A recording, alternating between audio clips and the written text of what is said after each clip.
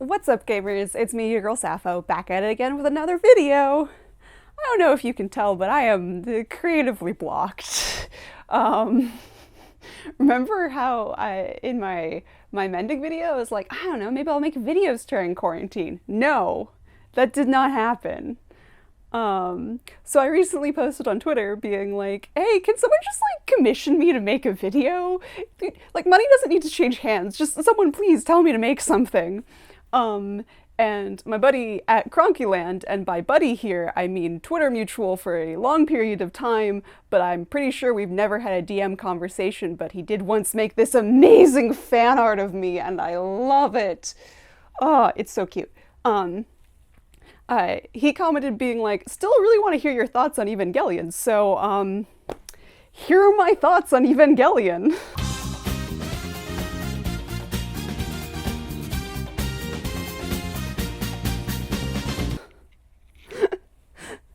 Just want to pre-apologize to my mom here, who probably won't understand most of this video. We were talking a little while back, and she was like, you were a really cute, earnest kid at 9, but I really wished you'd shut up about Sasuke.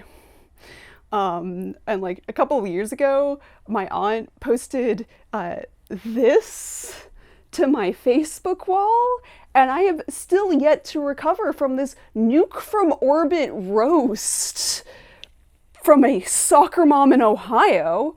All this to say, I am a weeb, but I am 22, so I'm in that weird null space where, like, I watched Toonami as a kid, but I was a little late to the party, so I didn't watch Evangelion on Toonami.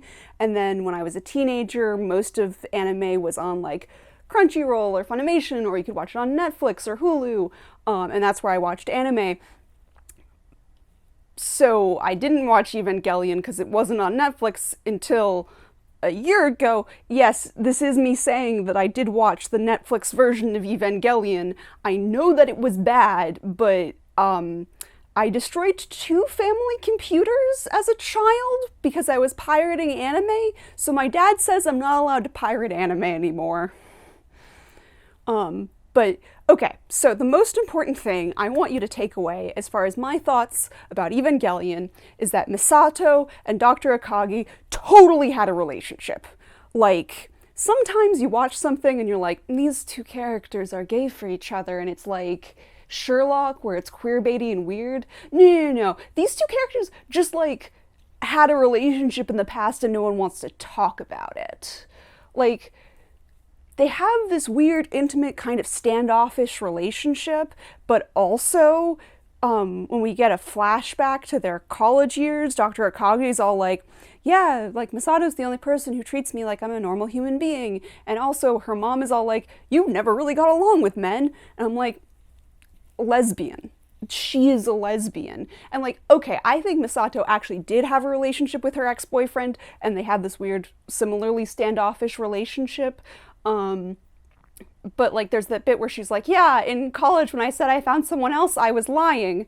And I'm like, I know that in canon this is supposed to mean she was just afraid of intimacy, but like, lesbians, am I right? But like, okay, so like, my big thought about Evangelion is that it's kind of the perfect COVID show.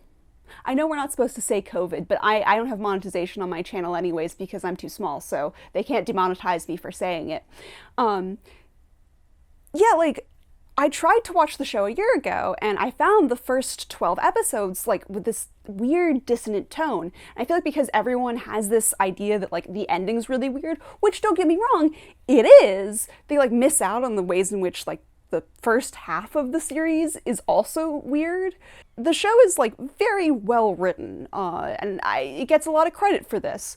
But like, they really successfully get this tone of this huge existential threat to humanity that is the angels, and that these are characters. These 15-year-old characters are primarily people whom this threat has always existed, but you as the audience don't have that context, and so their world feels really weird and alien and kind of dissonant. For example, there's like all of these shots of these big empty summer streets, and the cicadas have this like stiflingly loud sound to it. And it's like that's what walking around where I live right now feels like, is like there's just no one around. Everything is weirdly quiet. Or at least that's what the beginning of quarantine. Now people have kind of given up on that. But there's this sort of like nothing is happening, nothing is going on except for waiting for these attacks. But in the meantime, our characters behave like normal teenagers and do normal teenager things, like go on dates and get excited about their school trip. Even like Asuka, who is our kind of cliche tsundere character, behaves like a normal teenager, which is surprising to me because anime characters don't, and I usually like that. Like there's this sequence where she's like, hey Shinji, you've never kissed a girl before, let's kiss. And I'm like, oh, it's 100% something I would have done at age 15. Like in any other context, this scene would have been poorly handled, but like here I'm like, yep, those are teenagers, and that's how teenagers behave. And like Shinji gets made fun of a lot online because he's like a wimp and whiny and does not want to get in the robot. But I feel like that's how I would actually respond to my dad being like, it's time to get in this giant machine and fight a monster or else humanity is doomed. I would probably similarly freak out and run away. I feel like I have to talk about the ending of the series, and people tell me that the movie is worse, and I wonder how can something be more insane than what I currently just watched, but okay.